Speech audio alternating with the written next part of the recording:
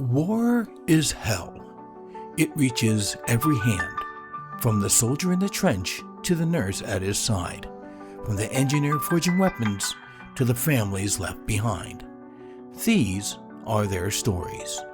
This is World War I Stories, Tales Beyond the Trenches. Today's episode, Just Keep Walking. She watched as his chest rose and fell to match his labored breathing. His illness had worsened overnight. He could not tell her, but she could see it. The sweat on his forehead and the occasional shiver that shook his body were telltale signs that her father was sicker than anyone she had ever seen. Ileana Mazur was slowly becoming accustomed to grief. She had stood by as her mother had been trampled by a frightened pack of cattle just 6 months ago, and 2 days after that, her brother's conscription notice had been delivered. Now, her beloved father was suffering before her. She had called the doctor, who cited his affliction as pneumonia, something Ileana had never heard of in all her 20 years. The doctor had looked around the drafty cold shack her family had resided in since she was born and given her the instruction to just keep him as warm as you can. He may get better. He had offered medicine, but she could not even afford his fee, let alone the medicine. She eyed the trunk that lay at the foot of the small bed that, in normal times, she would have shared with her younger brother Jan. Ileana thought of him often. He was younger by 2 years. He had just turned 18 when he was sent to war by order of the Tsar. She stood and slowly walked towards the trunk, opened it, and removed a pair of trousers. This was Jan's trunk and his clothing that he had no need for while he was at war. She removed her nightdress and stepped into the pants. They were baggy on her. She was quite skinny these days, but overall they fit. Next, she found a shirt. It was missing 2 buttons and was no longer white, but it would do. The family did not own a looking glass, so she had to hope she looked presentable, ready to work. She was going to Warsaw. She consulted with a neighbor who had promised to look after her father while she was gone. She knew the walk to Warsaw would take at least 3 hours. Then the job hunt would begin. With men being conscripted, she had heard that there were jobs available for women in the butcher shops and machine shops. With any luck, she could secure a position and earn money that she felt the family would desperately need. Until now, they had relied on her father. A jack of all trades, he was hired by many throughout the village of Brzezinny Małe, making money tending horses and livestock, plowing fields, and taking on repair jobs. But with him incapacitated and no money yet received from Jan's military service, she knew that if she did not earn money somehow, she or her father would not eat. That is, if he even recovered. The road to Warsaw was muddy and pockmarked. It was also cluttered with traffic moving in the other direction. Soldiers with rifles over their shoulders, their uniforms baggy and torn, their soft caps resting on their heads and almost hiding their disheveled faces. And townspeople leading horses and wagons over the rugged terrain. What was happening? She decided to ask. "Excuse me," she said as she approached an oncoming soldier. "Where is everybody going?" The soldier, without stopping, replied, "The Germans have taken Warsaw. It's best you not go, young man." She stopped in her tracks. Warsaw was taken? This could not be. She turned and ran to catch up with the soldier, stepping in line with his strides now. "What do you know of Jan Mazur? My brother. Anything?" "Don't know him." And the soldier continued on. She decided then to go home. There would be no job in Warsaw for her, not with the city under German occupation. She was sure of it. She fell in line with the others along the road and with her head hung low, started back towards her village. The days that followed blurred together. To her surprise, many of the Warsaw refugees had stopped in Brzezinny Małe to wait out the German occupation. This made any work to be done around the village even more scarce. Her father had improved dramatically over the last few weeks, but was still too weak to work. He was confident that his reputation would make him more desirable for hire than the refugees. Ileana was not quite convinced. She scratched at her head again as she prepared her father's coffee. The constant itching of her scalp was almost unbearable now. She was tempted to cut all her hair off. The only thing stopping her was remembering the words spoken by the soldier and how he had called her young man. She had cut her hair off 3 years ago for the same reason, and those in the village come under the impression that there was a new man in town.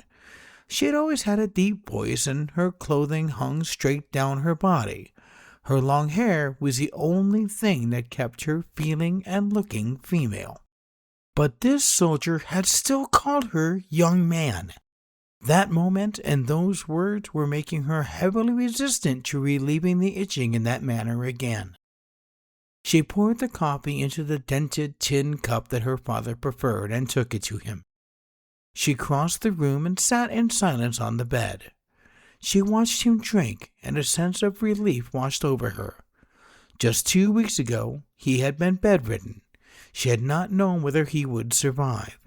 And now, here he was, enjoying a cup of coffee and sitting up in his bed. He looked at her. "What are you thinking, child?" he asked. Her father had always been a pillar of strength in the small house. When she wanted to give up all hope after her mother's death, it was he who said, "It is a tragedy, but we must move on. She would want that." He said this with a resolute look on his face, but late at night, when he thought she and Jan were asleep, she could hear him weep. She could hear the grief released from him, a grief he would never willingly allow his children to see or experience. "Lots of things, father," she responded. "That does not tell me much, my dear." "Well," she took a deep breath, "we haven't heard from Jan since he left. That worries me." "It worries me as well, my child," he said. "I'm relieved that you're no longer sick." He smiled at this. "Still too weak for work, but give me a week. I'll be back out there. But in the meantime, we're running out of food, father." This was her biggest worry. "And no one will hire me for anything." She watched as he straightened up and became serious. "You're right. I may be weak, but I can still do some things. I can go out and work." "That's not what I meant, father." She stood and crossed the room. She got down to his level, almost on her knees, and put her hand on his leg. "I want to be the one that works. I want to be the one that takes care of you, takes care of this house." She stood again, looking around the worn, dusty shack. "It's not much, but it's ours." She heard him speak from behind her. "That's exactly why I'm going to find work today. It's not your job as a daughter to take care of me. It's my job to take care of you." Then she heard movement. She turned to see him fastening the buckles on his old work boots. "What are you doing?" she asked. "I'm going to find work." She knew that whatever she said now would go unheard. She could only stand in silent protest as he readied himself to venture out of the shack for the first time in 3 weeks to go find work. He was home 4 hours later. He had indeed found some light work he could do around a local dairy farm, and in return he had been compensated with barley and a loaf of bread. She stood over the pot watching the barley boil when she noticed a dark speck drifting on the surface, then another. She bent closer, her brow furrowing, and felt something shift against her scalp. Understanding came slowly, and when it did, her stomach turned. The bugs were falling from her hair and into the barley. She straightened at once, heat rising in her face, ashamed in a way she had not expected. She rushed to a nearby bureau where her father's shaving materials were kept. "Don't eat that," she yelled at her father as she grabbed his straight razor and left the shack. She hated walking through the small village with her hair like this. Many people in the village have known her since birth. Many men in the village had tried to marry her despite how she was built. But when her hair was shorn off, as it was now, nobody seemed to recognize her. That was the price she paid for relief. The itching was gone. The bugs were gone. She had even burned her bedding and was now sleeping on a pallet devoid of sheets or a blanket. A small price to pay.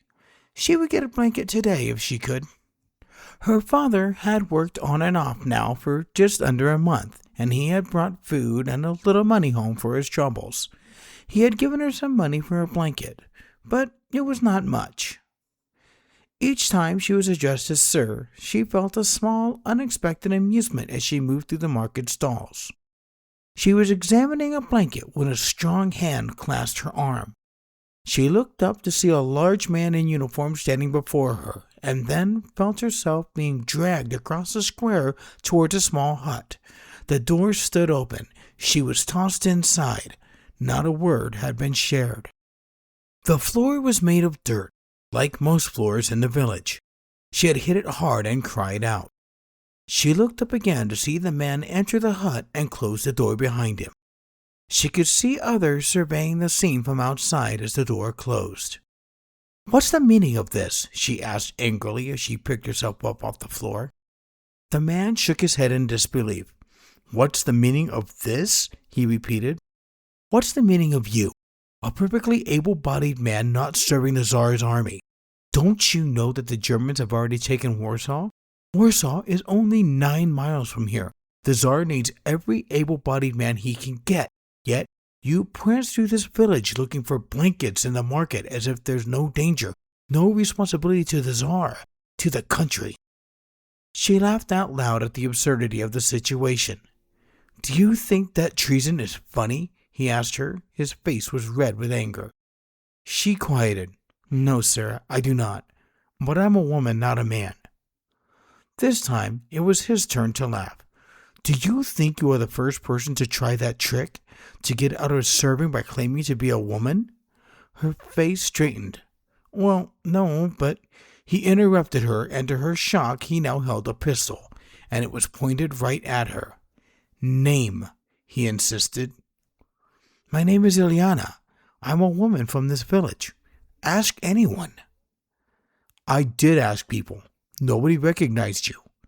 He stepped closer, the pistol barrel now touching her forehead. "Now what is your name?" Her mind raced. She thought of Jan. She thought of the village, the people, her mother, and then she thought of her father. She remembered the nights listening to his grief, his wailing in the night, pining for his wife, pining for his son to be home. Did she really want to die right here and break him even more? She did not. Her mind switched. She started to think of the situation from a more pragmatic angle. She could live through this. She could send money home. Maybe she would even see Jan. Maybe she would serve next to him. She had 2 choices: die right here and break her father, or go along with the man's already preconceived notion. "Looks like you caught me." She smiled and took a step back from the man, the pistol no longer pressed against her skin, and raised her hand. "Name's Kirill Mazur." Within 3 hours, she was being led away from the village by horse, on her way to a train, on her way to war. She felt the train car slow, then lurched forward with the rest of the men as it finally came to a stop. When she had left her home that morning to purchase a blanket, she had no idea that her day would continue being packed with other soldiers bound for a replacement camp. Earlier that day, she had ridden for an hour by horse with a recruiter, a man she now knew as Boris, until they reached Minsk-Mazowiecki, where she was taken into a barracks, handed a uniform without ceremony, and told to change. She had looked for a changing room, but there was none.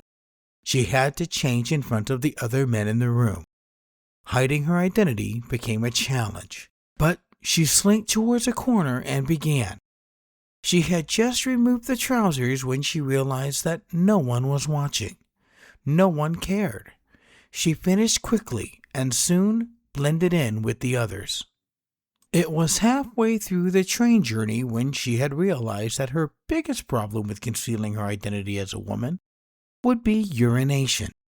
She watched men take turns urinating out of the rail car door as the train moved across the countryside. How would she go if the urge came? It proved an empty worry, as the need never came, but that did not mean she was in the clear. This was something she would have to manage in the field as well, and if she was not careful, her deception could be discovered. If that happened, she knew what it would mean. Discharge. No money. She would be right back where she had started that morning, only many miles farther from home. But she would be alive, which is what she could not have said had the situation in the recruiter's hut gone differently.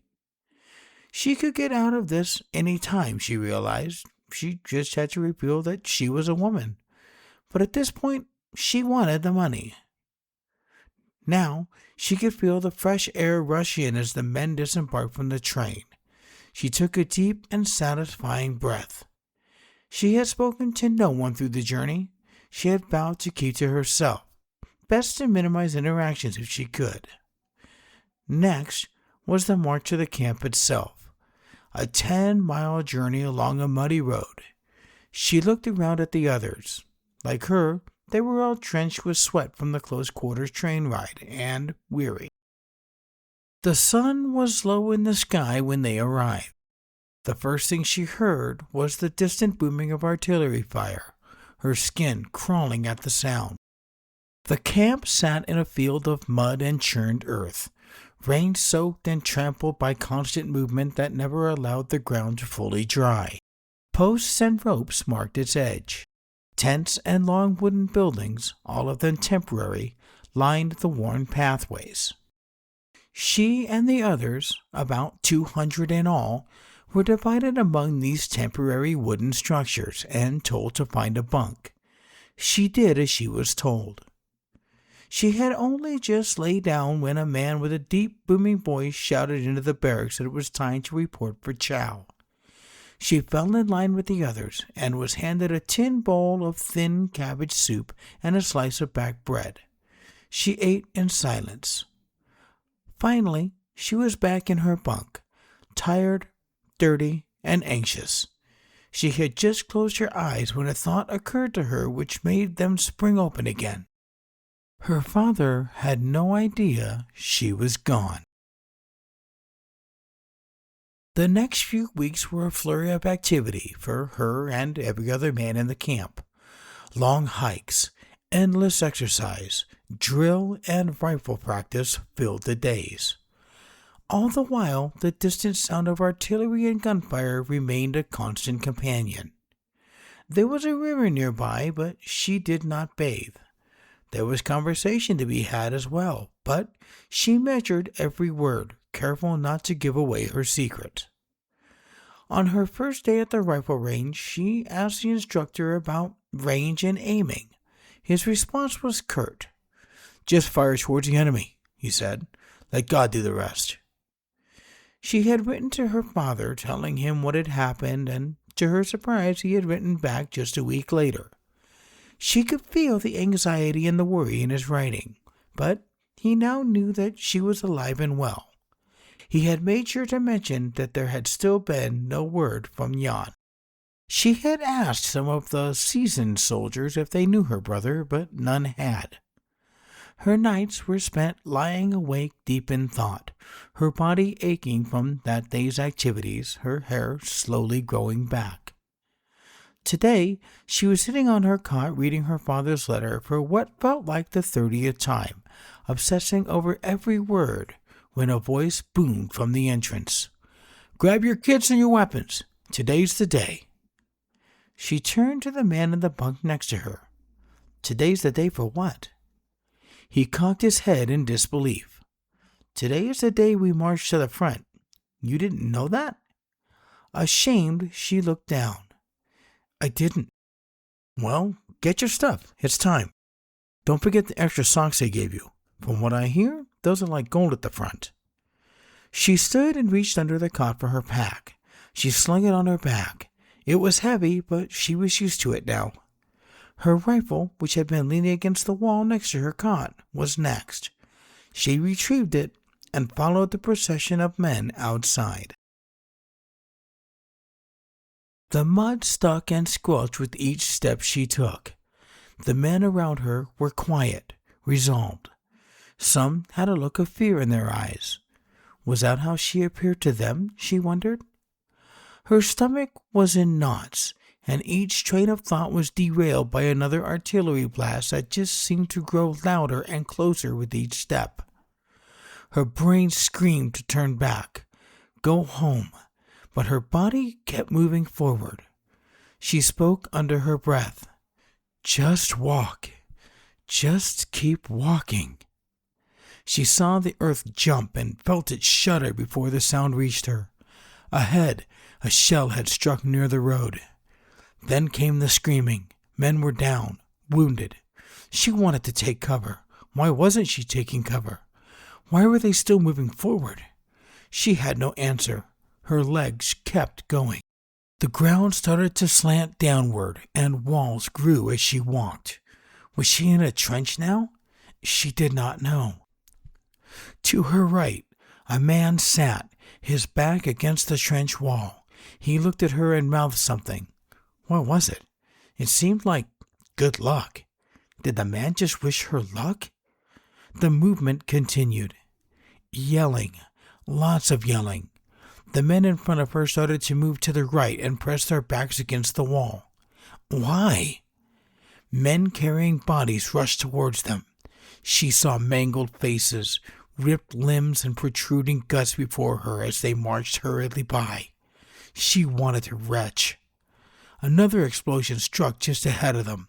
The ground jumped and she saw bodies catapult into the air, some broken, some in pieces. Now, she wanted to go home. She wanted to turn and run the other way, but she could not. Her body would not stop going forward. She tightened her grip on her rifle. So much yelling, so much screaming, so many explosions. Just walk. Just keep walking. She was facing a wall now as the section she had been traversing emptied into another trench that stretched out to her left and right. Men on the walls firing machine guns. Other men sitting on the ground, some wounded, some dead. She instinctively went to the right and continued down the trench. Wetness seeped into her boots. She looked down. The water was tinged with a red hue. Blood. She stopped in her tracks only to be shoved aside by others. She put her back to the wall and tried to take the scene in. The chaos, the confusion, the gunfire, the shells, the death. She was surrounded by it all. A whistle blew, and she watched men line up in front of her, all along the wall of the trench, all looking forward towards the enemy. Then she noticed the ladders. Another whistle blast, this time 2 in quick succession. The men started up the ladders and poured over the lip of the trench. What was out there? She thought to herself. A man grabbed her by the arm and spoke in a commanding voice. What are you waiting for? That was a signal. She looked as he pointed at the ladder. The man spoke again. Go! She walked forward again, her right foot hitting the bottom of the ladder, then her left. She started to climb.